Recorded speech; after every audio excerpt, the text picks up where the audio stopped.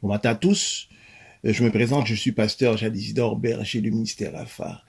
Une fois de plus, ma joie est sans mesure. Ce matin, je ne saurais contenir mon empressement de vous retrouver autour de cette table spirituelle, cette table d'enseignement. Et ce matin, nous désirons d'aller d'un dépôt en vous.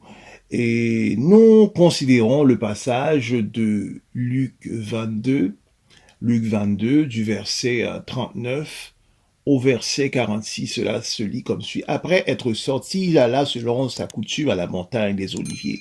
Ses disciples le suivirent. Lorsqu'il fut arrivé dans ce lieu, il leur dit, priez afin que vous ne tombiez pas en tentation. Puis il s'éloigna d'eux à la distance d'environ un jet de pierre. Il s'étant mis à genoux, il pria, disant, Père, si tu voulais, éloigner de moi cette coupe. Toutefois, que ma volonté ne se fasse pas, mais la sienne. Alors un ange lui apparut du ciel pour le fortifier. Étant en agonie, il priait plus instamment. Et sa sueur devint comme des grumeaux de sang qui tombaient à terre. Après avoir prié, il se leva et vint vers les disciples. Il trouva endormis de tristesse. Il leur dit, « Pourquoi dormez-vous? Levez-vous et priez, afin que vous ne tombiez pas en tentation. » Et avant de se faire, nous allons à quelques mots de prière. Père des cieux, nous venons devant toi, Éternel des armées, nous fondons en admiration devant, Éternel des armées, ta glorieuse majesté. Sois exalté, sois loué en ce moment, Seigneur. Puisses-tu saisir ton serviteur, roi des rois, que tu puisses, Éternel, faire usage de la disponibilité de mon canal afin que, Père éternel, tu puisses parler à tes enfants qui sont assoiffés d'entendre de ta part, Éternel des armées. Saisis-moi, sois avec nous et conduis-nous, Seigneur, par ton Saint-Esprit, afin que nous puissions avoir les mots justes, les mots éternels des armées, qui saura être un édifice, qui saura, éternel, amener une transformation de la vie de chaque auditeur, auditrice. C'est que je te prie au nom de Jésus-Christ. Amen. Et ce matin, c'est un appel à la prière, tel que nous venons considérer sur le passage de Luc 22, 38. Il est que Jésus, qui est le Christ, se retira pour aller à la prière selon sa coutume sur la montagne des Oliviers. Il invita ainsi les disciples à cette discipline spirituelle afin de ne pas tomber en tentation. Après s'être éloigné un peu à la prière, lors de sa venue, ils trouvèrent les disciples endormis. Il leur dit, « Priez afin de ne pas tomber en tentation. » L'heure est venue où la prière doit être un incontournable dans la vie du chrétien. Incontournable signifie une étape qui est inéluctable, une étape que nous pouvons dérober, surpasser ou bien encore éviter. Pourquoi la prière doit être un incontournable dans la vie du chrétien? Eh bien, plusieurs raisons découlent de cela. De ces raisons, nous prélevons 4. Dont la première, pour ne pas tomber en tentation. Selon Luc 22, 40, que nous venons de considérer, Jésus leur dit, « Priez afin de ne pas tomber en tentation. » Tentation signifie inciter à quelque chose, créer le désir d'une chose, ou encore manifester l'envie de quelque chose. Et quelle tentation qui était devant les disciples? Ce n'est pas une tentation concernant l'oppression des politiques romaines, ni des dogmes populaires juifs du Sanhédrin, ou bien encore toutes sortes de choses. C'est celui d'une chute spirituelle. Rappelons que selon Luc 2, 34, Siméon bénit Marie, qui est mère de Jésus, disant, « Voici cet enfant est destiné à amener la chute et le relèvement de plusieurs en Israël et de devenir un signe qui provoquera la contradiction. » Au moment qu'ils se saisirent de Jésus, plusieurs ont tombé en cette tentation. Cette tentation en question, c'était une chute spirituelle, un abandon de la foi. Et Pierre, c'est la raison pour laquelle que Pierre, au moment qu'il fut interrogé, il déclara à 3 reprises qu'il ne connaît pas cet homme. À la première fois que cette question lui a été soulevée, il a dit non, je ne connais pas cet homme. Et cette question encore lui a été énoncée une deuxième fois. Il a dit non, je ne connais pas cet homme. Et pour une troisième fois encore, cette même question lui a été énoncée. Il a dit, je vous dis, je ne connais pas cet homme. Et ainsi, nous faisons cette réflexion si cette question a été soulevée à Barthélemy ou bien à Luc, qui a écrit ce passage, ou bien encore à Jean, le bien-aimé du Seigneur. Eh bien, ils auront répondu qu'ils ne connaissent pas cet homme. C'est ainsi cela a une résonance par rapport à nous. Si nous prions ou n'avons pas une vie de prière, et pas cette discipline spirituelle, que nous ne retirons pas pour aller à la prière, eh bien nous tomberons ainsi en tentation. Selon Luc 2, 41, il est dit, « Puis il s'éloigna d'eux à la distance d'environ d'un jet de pierre. Il s'est mis à genoux et il pria. » C'est ainsi, cela a une résonance par rapport à nous. Eh bien, si nous ne prions pas, nous n'avons pas une vie de prière, pas cette discipline spirituelle, ou ce que nous nous retirons pour aller à la prière, alors nous tomberons. Selon Luc 2, 41, il est dit, il s'éloigna d'eux à la distance d'environ un jet de pierre. Il s'est mis à genoux et il pria. La vie chrétienne implique que nous nous retirons pour prier comme fit Jésus. Jésus, tel que vous savez, était le bois vert. Lui qui était le bois vert, il se retira à la prière. Combien de fois que nous qui en sommes le bois sec, que nous ne nous retirons pas pour aller à la prière. La prière n'est pas le dimanche matin seulement, ou bien encore quand vous êtes sur la ligne de prière de l'église locale, ou bien encore une veille de nuit. La prière, c'est un mode de vie. C'est ce qui unit le culte du dimanche à un autre culte de dimanche. Je viens à l'église et lundi, mardi, ou bien encore un autre jour, eh bien, je vais à la prière.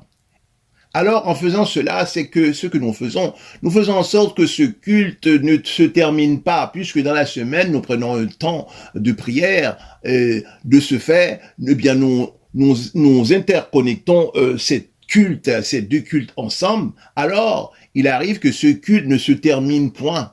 Et je connais des gens que dans ce culte, ça fait 20 ans, et que le culte du dimanche de leur vie ne s'est point terminé. Il y en a d'autres, cela fait 30 ans, 60 ans. Eh bien, ce culte ne s'est point terminé, puisque ils sont constamment à la prière, et alors, c'est ainsi qu'ils joignent ensemble tous ces cultes. Donc, nous devons faire ainsi, mes chers amis, faire en sorte que le culte dans nos vies, le culte du dimanche, ne se termine point. Vous savez, lorsque nous chutons, ce n'est pas parce que nous venons pas à l'église. Je veux me faire clair. Je ne dis pas que nous ne devons pas aller à l'église, dans une église locale, car il est dit, n'abandonnez pas votre assemblée. Et ainsi, il est dit, selon Joël 2,16, assembler le peuple, former une sainte réunion, assembler les vieillards, assembler les enfants, même les nourrissons à la mamelle, que l'époux sort de sa demeure et l'épouse de sa chambre. Et l'époux ici en question, c'est l'Éternel des armées. C'est ainsi, nous ne devons pas abandonner notre assemblée. D'ailleurs, il y a des niveaux de miracles que nous désirons, et bien c'est à l'église, et bien que nous recevons ce miracle tel qu'il a été demandé à Naaman de quitter son contrée et d'aller se tremper 7 fois dans le Jourdain. Alors, il y a des miracles que nous avons besoin dans nos vies. Alors, il nous faut délaisser notre demeure afin d'aller à l'église. Donc, il nous faut aller à l'église, se recueillir dans une église locale avec les frères et les sœurs. Mais toutefois, ne pas aller à l'église, c'est pas cela qui entraîne la chute spirituelle. Puisque pendant la pandémie, pendant 2 ans, les lieux de culte étaient inaccessibles. Mais toutefois, ce qui nous conduit à une chute spirituelle, ce n'est pas avoir un temps de prière. C'est l'absence de prière ou bien encore un temps de lecture qui nous conduit à cette chute spirituelle. Vous dites sûrement, que c'est quoi l'évangile? Ça fait longtemps que je prie pour cette même chose, cette maladie, ce travail, pour mon commerce et rien ne va. Et vous vous dites, vaut mieux retourner en arrière, retourner à notre vie d'autrefois. Alors que Pierre faisait route avec le Christ, il lui a dit, Seigneur, nous avons tout quitté afin de te suivre. Et Jésus le Christ, ayant entendu cela, il a dit, écoute Pierre, je t'entends dire que tu as tout quitté pour me suivre. Mais Pierre, au fond de toi, qu'as-tu vraiment délaissé, qu'as-tu vraiment quitté pour me suivre? Tu me parles que tu as laissé ce vieux filet raccommodé pour me suivre? Tu as laissé cette barque qui était rapiécée, qui prenait de l'eau pour me suivre? Tu as laissé ta compagnie de pêche afin de me suivre? C'est ça que Pierre, que tu as laissé pour me suivre? Alors, c'est ainsi que nous disons ainsi, c'est ainsi que pourquoi nous disons que nous voulons revenir. Nous voulons revenir en arrière à notre vie d'autrefois. Nous voulons revenir pour une bouteille de bière. Nous voulons revenir pour de l'alcool ou bien encore aller à des fêtes. Nous voulons revenir en arrière afin d'être tourmentés par des esprits de génération ou bien encore par des malédictions. Nous voulons revenir en arrière pour aller servir les esprits de notre père, de notre mère. Nous voulons revenir en arrière pour encore vivre dans la peur parfois de donner la main à un individu qui nous donne une poignée de main magique. Nous voulons retourner en arrière pour aller maintenant dans les feux de la géhenne. Eh bien, lorsque vous êtes vraiment pris dans un cul-de-sac, lorsque l'eau de la mer vient vous submerger, ou que vous avez la tête sous l'eau, qu'allez-vous faire? Voyez-vous, lorsque nous délaissons quelque chose, nous délaissons toujours pour le meilleur. Et quelqu'un, par exemple, qui délaisse un travail, eh bien, il laissera ce travail pour un meilleur emploi. Celui qui, de sa voiture, qui délaisse sa voiture, eh bien, il va se procurer une plus belle. Et celui qui délaisse quelque chose, c'est toujours pour quelque chose de mieux. Mais vous, je vous pose la question ce matin, si vous délaissez le Seigneur, qu'est-ce que vous avez de mieux que le Seigneur? Avez-vous quelque chose de mieux que le Seigneur, que Jésus le Christ? Et lorsque vous serez pris, parfois vous avez besoin seulement de $500, peut-être même moins, $200. Et vous savez que votre famille, les gens sont bien nantis. Vous n'osez pas même vous retourner auprès d'eux parce que vous savez que leurs entrailles est fermée. Eh bien, quand il vous arrivera les durs moments de la vie, puisque vous les retournez en arrière, eh bien, que ferez-vous? Peut-être que vous dites que ça fait longtemps que je suis dans le Christ, eh bien, je n'ai rien trouvé. Mais que dire des 700 millions de serviteurs du Seigneur qui sont dans le monde, qui ont trouvé, lorsqu'ils ont venu à Christ, ils ont même, pour la plupart, trouvé au-delà de ce qu'ils pouvaient penser. Pourquoi qu'ils ont trouvé? C'est parce qu'ils avaient une vie de prière. Il est impossible d'avoir une vie de prière et de ne pas voir la bonté de Dieu. Eh bien, lorsque nous avons une vie de prière, eh bien, nos yeux s'ouvrent sur les bontés de l'Éternel. Il est dit que les bontés de l'Éternel ne sont jamais épuisées. Donc, c'est ainsi que cette vie de prière nous montre comment que Dieu est bon. Quand même que nous sommes retenus par la maladie, nos enfants sont atteints de folie, et en dépit de cela, la grâce que Dieu nous accompagne nous permet de voir les bontés de Dieu, puisque même dans les moments difficiles, dans ce que nous vivons, eh bien le Seigneur nous accompagne de sa grâce. Parce que si nous, dans les situations que nous sommes, si nous n'avons pas reçu la grâce de Dieu, eh bien nous allons succomber comme un château de cartes. À vrai dire, nous connaissons tant de choses, de maladies, de problèmes de toutes sortes, et qui nous conduisent à la tentation de délaisser l'évangile. Vous savez, tant aussi longtemps que nous serons dans ce corps, dans ce monde, car nous sommes dans un monde déchu, tant aussi longtemps que nous serons dans ce corps, nous aurons toujours des peines et des douleurs. Et Jésus le Christ a dit que je m'en vais vous préparer une place. Et le Seigneur a déjà tout préparé pour nous. À vrai dire, les maladies, les problèmes, les situations de toutes sortes nous connaissons et qui nous conduisent parfois à désirer délaisser l'évangile, eh bien, ces choses seront réglées depuis déjà longtemps. Parce que le Seigneur, la Bible dit, a été faire une place pour nous. Il est dit que à un signal donné, au son de la trompette de Dieu, les morts en Christ ressusciteront premièrement, et nous qui sommes restés, nous serons enlevés à la rencontre du Seigneur. Ainsi, nous serons toujours avec les Seigneurs. Il est dit ainsi plus loin, il est dit que nous recevrons un corps incorruptible. Il faut que ce qui est corruptible laisse place à ce qui est incorruptible.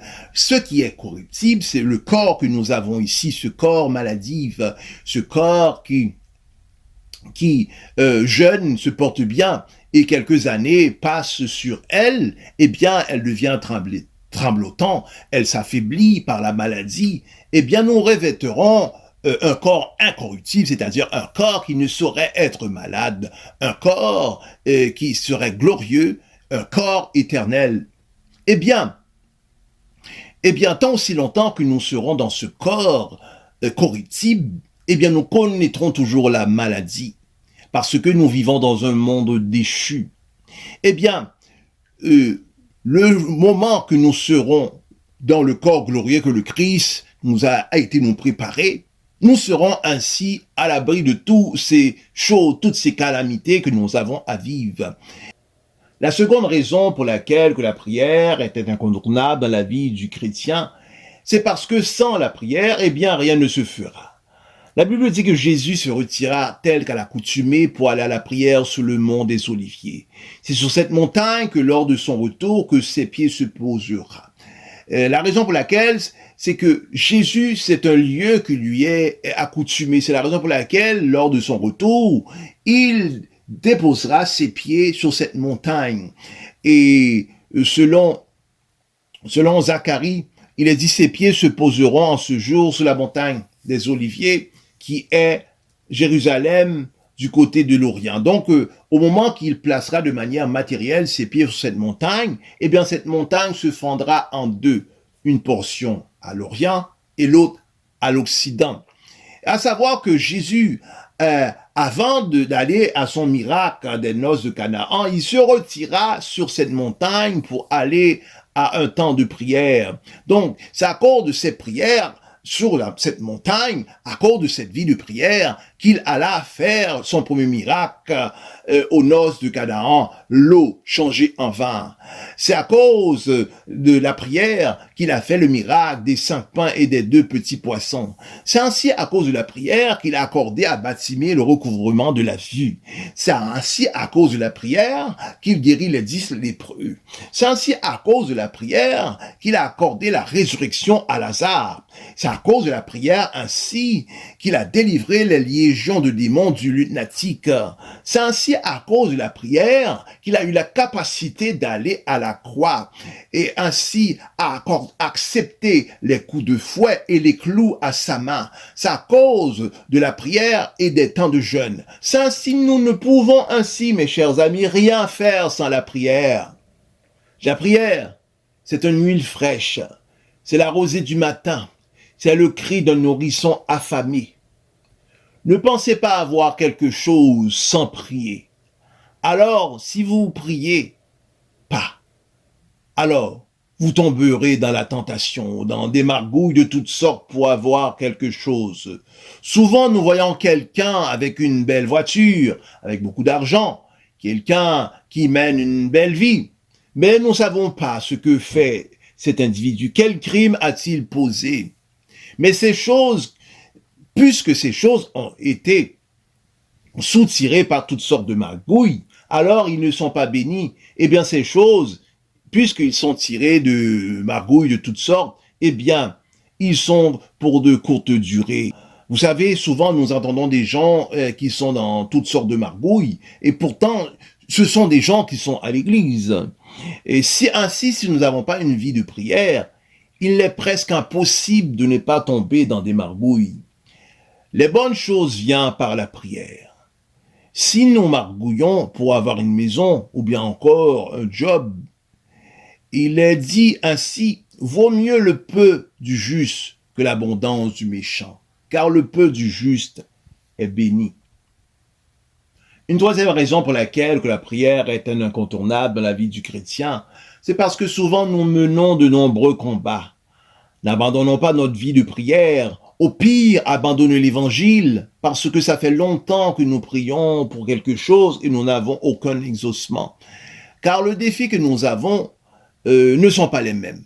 Il y en a qu'un défi serait de casser un œuf, alors qu'un autre, son défi serait de casser une roche. Parmi ces deux, il y en a un qui prendra plus de temps. Et plus que ton défi est grand, et plus ainsi cela te demande des prières de taille. Et souvent celui qui vit le plus grand défi, eh bien Dieu lui accordera encore plus de grâce. Alors que tu souffres, il te donne des choses auxquelles que tu n'as pas prié pour. Il te donne un bon mari, une bonne femme, un bon travail, des enfants en santé, et qui veulent même suivre le Seigneur. Il met autour de toi des frères et des sœurs qui sont toujours accompagnés de bons mots d'encouragement. Ne dites-vous pas que la prière est une clé? Oui, la prière est une clé parce qu'elle ouvre les portes, même les plus durement refermées.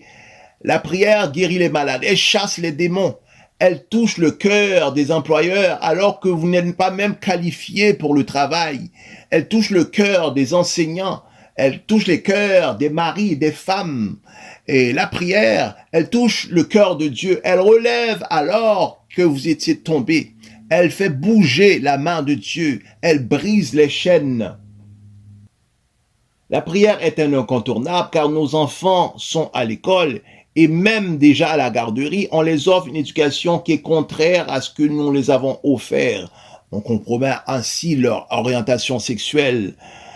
Tout cela, c'est le diable, puisque ainsi il n'a pas accès à votre demeure, puisque Dieu y place des anges pour veiller à votre secours.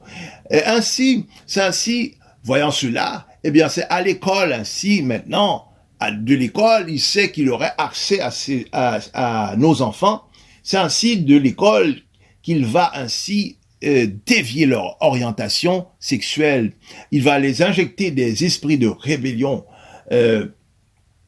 Et souvent, ils ont à manger des nourritures ou bien encore des boissons qu'ils ont achetées dans un dépanneur tout près. Et ces nourritures auxquelles qu'ils vont se nourrir, souvent le diable va les conduire à acheter ces choses qui sont souvent des nourritures qui sont consacrées à des idoles. C'est pour cette raison que nous devons prier avant que nous mangeons. Nous devons d'abord prier pour rendre grâce, ensuite sanctifier ce que nous mangeons. C'est ces petits garçons, alors âgés de 5 ans, alors que la famille se sont recueillis pour partager un repas. Et on lui demanda de prononcer la bénédiction. Et tout le monde était recueilli, père, mère, frères et sœurs, ma tante, mon oncle, et tout le monde était là. Et il se pencha la tête pour la prière. Et le petit garçon, souvenez-vous qu'il a 5 ans, il disait ainsi dans ses prières. « Seigneur, je vois plein de choses que je n'aime pas sur la table, mais je te remercie quand même. Amen. » C'est alors que nous devons prier, mes chers amis, sur ce que nous mangeons pour les sanctifier. Et la quatrième raison pour laquelle que nous devons prier, qui démontre que la prière est un incontournable, c'est parce que c'est un moyen d'établir une relation avec Dieu. Dieu n'a pas établi d'autre manière de communiquer avec lui que par la prière. C'est par la prière que nous venons au salut. Nous pouvons croire, mais croire ne suffit pas pour nous accorder le salut. Parce que la Bible dit que le démon croit et il tremble. c'est croire, et ainsi par la prière. Donc, c'est par la prière que le salut rentre en nous, rentre dans nos vies. Et la prière, c'est un dialogue et non un monologue. Et lorsque nous prions, c'est nous qui parlons avec Dieu. Et ensuite, lorsque Dieu nous répond par des rêves et des visions, alors c'est Dieu ainsi qui nous parle au moment de ce dialogue. Il nous montre ce qui arriverait, même des choses qui sont présentement dans nos vies. Si nous avons une tache sur notre robe, il nous provient des choses et nous met à l'abri du danger. Jésus le Christ a dit, je vous appelle plus serviteur, je vous appelle ami, car un serviteur ne sait pas ce que son maître fait. Il faut faire la différence entre serviteur et ami. Un serviteur, c'est tout le monde qui est serviteur, même le diable, puisqu'il est dit au travers de Matthieu 4, 9, le diable lui dit, je te donnerai toutes ces choses si tu te prosternes et m'adores. Jésus lui dit, retire-toi Satan, car il est écrit, tu adoreras le Seigneur ton Dieu, et tu le serviras, lui seul. Donc ici, de ce passage, il est dit, tu le serviras. C'est-à-dire que nous parlons ici de servir. Donc s'il est question de servir, il est compris que de manière par ricochet que Satan est un serviteur de Dieu, quoiqu'il est infiniment un mauvais serviteur. Alors nous sommes tous des serviteurs, mais toutefois nous ne sommes pas tous des amis. Parce que celui qui est ami, eh bien, il a une relation de proximité avec Dieu. Donc, dans cette amitié, il y a des niveaux. Et plus que nous rapprochons du Seigneur, remarquons que nous le parlons davantage, nous le prions davantage, nous le supplions davantage. Et nous avons cette relation de proximité, cette relation d'intimité avec le Seigneur. Vous savez, un bon ami nous dit tout. C'est la raison pour laquelle que lorsque nous prions beaucoup, eh bien Dieu nous dit tout, nous révèle tout. Ainsi, au moment des révélations, il va ainsi aller des provisions d'avance pour nous, de ce qui nous arrivera plus tard. Et c'est cette petite fille qui, à 8 ans, elle aimait chanter. Et c'est Martin Luther qui a dit chanter et prier, c'est égal à prier 2 fois. Elle aimait chanter à tous les matins lorsqu'elle se réveillait. Elle chantait « Gloire à Dieu, que ce chant retentisse en tout lieu. Gloire à Dieu, gloire à Dieu. » Donc à tous les matins, elle se réveilla, elle chantait. Mais toutefois, dans le quartier, il y avait un homme méchant qui se trouvait sur cette rue. Et à chaque matin, elle entendait cette petite chanter gloire à Dieu, et cela vraiment venait l'irriter au plus profond. Et il a dit en lui-même, ce donc que je vais faire, je vais insérer du poison dans la nourriture, et bien si je vais lui offrir, je vais ainsi l'empoisonner et j'aurai ainsi la paix. Et c'est ce qu'il fit, il prenait la nourriture et il offra, après avoir mis du poison de cette nourriture, il offra cela à la petite fille. Mais avant de se faire, avant de manger, la petite fille rendit grâce, il pria sur la nourriture. Et après avoir prié, elle y mangea. Eh bien, après cela, elle se retira, elle parta. Eh bien, le monsieur savait que maintenant, il venait de l'empoisonner, alors c'est une question d'heures avant que la petite fille puisse tomber et en mourir. Et c'est alors le lendemain matin, très tôt le matin, il était peut-être 6 heures, il entendit « Gloire à Dieu, que ce chant retentisse en tout lieu, gloire à Dieu. » Eh bien, la petite fille, quoiqu'elle ait mangé cette nourriture empoisonnée, eh bien, cela ne lui a rien fait. Parce que, pour la raison pour laquelle, c'est parce qu'elle avait une vie de prière. Donc, c'est ainsi. Nous pouvons imaginer si Dieu avait établi une bulle, ou bien encore une injonction, un décret sur la prière interdisant qu'aucune prière lui soit adressée. Eh bien, ce que nous aurons fait, nous aurons protesté devant le trône avec nos pancartes, criant à l'injustice. Beaucoup de nous auront enfreint à cette loi pour dire que cela n'a pas de sens. Beaucoup de nous iront même jusqu'à enfreindre sans afin d'aller à quelques prières, parce que nous dirons à nous-mêmes que la prière, c'est la prière qui nous... Quand vient les durs moments, c'est la prière qui nous amène à surpasser ces choses, quand viennent nos temps de maladie, ou bien encore toutes sortes de choses dans nos vies qui viennent ternir nos circonstances. Eh bien, nous avons besoin de manière absolue de la prière. Personne ne peut nous priver de cela. Et nous priver de la prière, eh bien, c'est la forme d'injustice dans toutes ses formes. Eh bien, ainsi nous pouvons entrevoir que nous pouvons vivre sans la prière. Nous pouvons ainsi dire oui, la prière est un incontournable dans la vie du croyant. Mes chers amis, l'heure venue de se quitter, nous serons ensemble la semaine prochaine, Dieu voulant. D'ici là, veuillez partager la vidéo, veuillez vous abonner, veuillez liker la vidéo afin de pouvoir faire avancer l'évangile. Donc d'ici là, je vous dis à la prochaine.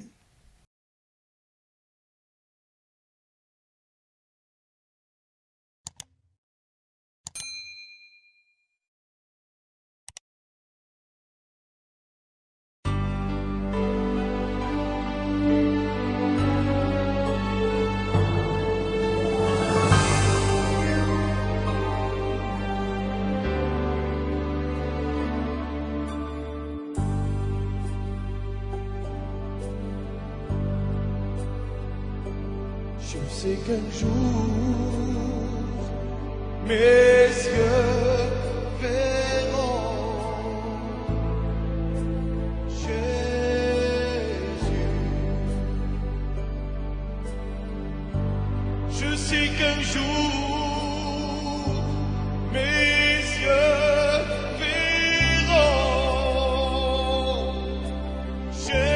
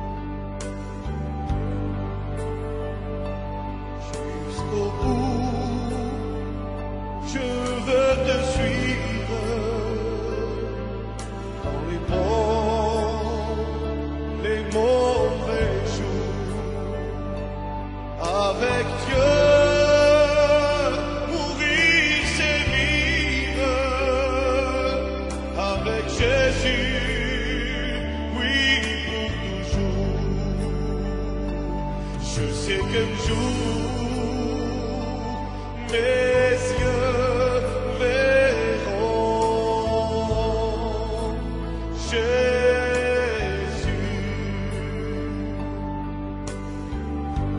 Je sais qu'un jour,